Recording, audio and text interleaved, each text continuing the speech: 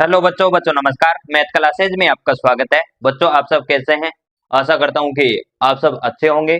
और आज की क्लास रहेगी वो कक्षा 9 के लिए रहेगी। कक्षा 9 के लिए प्रश्नावली 1.3 को हल करने वाले हैं। आइए प्रश्नावली 1.3 के अंदर हम सवाल नंबर 6 को हल करेंगे। P बटा क्यू, क्यू बराबर 0 नहीं के रूप में परिमेय संख्याएं के अनेक उदाहरण लीजिए जहां P और Q पूर्णांक है। P और Q क्या है भी? एक है पूर्णांक है जिसका एक के अतिरिक्त अन्य कोई उभयनिष्ठ गुणनखंड नहीं है और जिसका शांत दशमलव प्रसार है। क्या आप यह अनुमान लगा सकते हैं कि Q को कौन सा गुण आवश्यक संतुष्ट है करना चाहिए?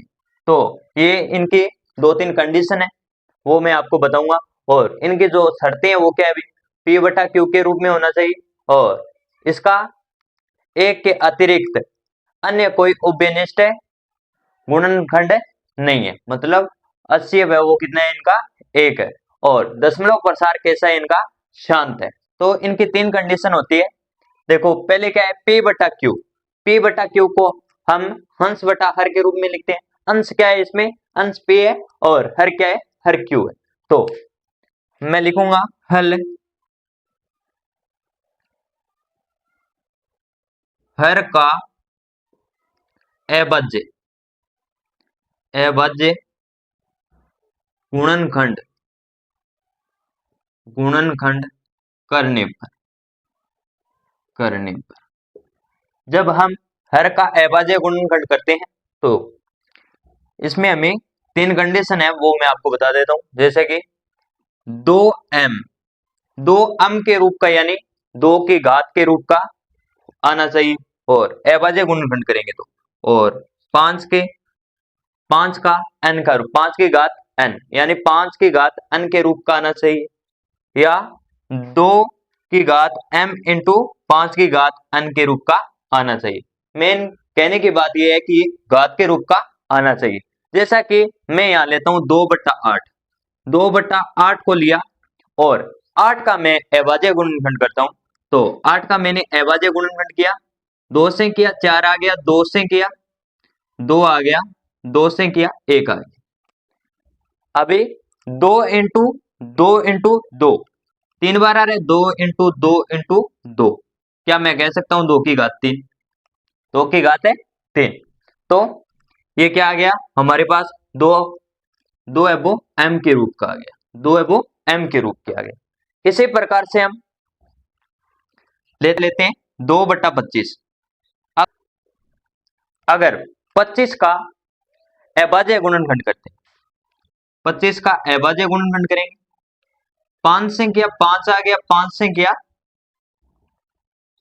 1 आ गया, यानी 5 इंटू 5 है, यानी 5 स्क्वायर आ गया। तो ये 5 n के रूप का आ गया, 5 है n के रूप का आ गया, 5 है वो n के रूप का आ गया।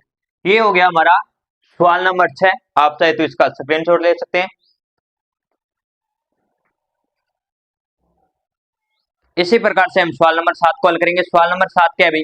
सवाल नंबर 7 है, ऐसी तीन संख्याएं लिखिए जिसके दशमलव प्रसार अनुवांशिक अनावर्ती है। अनुवांशिक का क्या मतलब है भाई? अनुवांशिक का मतलब हो गया कि दशमलव प्रसार है वो क्या होना चाहिए? शांत होना चाहिए। और अनावर्ती यानी बार बार में क्या ना हो? रिपीट ना हो। ये बार बार संख्या वो क्या ना हो? रिपीट ना हो। तो इसमें हम लिखेंगे हल है, एक से स्टार्ट करेंगे सबसे पहले तो 0.10, उसके बाद 1, उसके बाद 2 जीरो, उसके बाद 1, उसके बाद 3 जीरो, उसके बाद 1, उसके बाद 4 जीरो, उसके बाद 1 5 जीरो। इस प्रकार से ये चलता जाएगा। अगला इसी प्रकार से लिखेंगे 0.210, उसके बाद 2 2 जीरो, उसके बाद 2 3 जीरो, उसके बाद 2 4 जीरो, उसके बाद 2। इसी प्रकार से ये वो चलता रहेगा।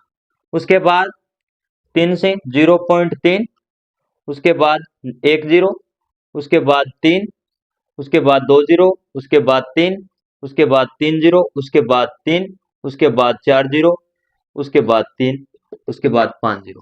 इस प्रकार से वो चलता रहेगा। ये हो गया हमारा सवाल नंबर 7। आप चाहे तो इसका स्क्रीनशॉट ले सकते हैं।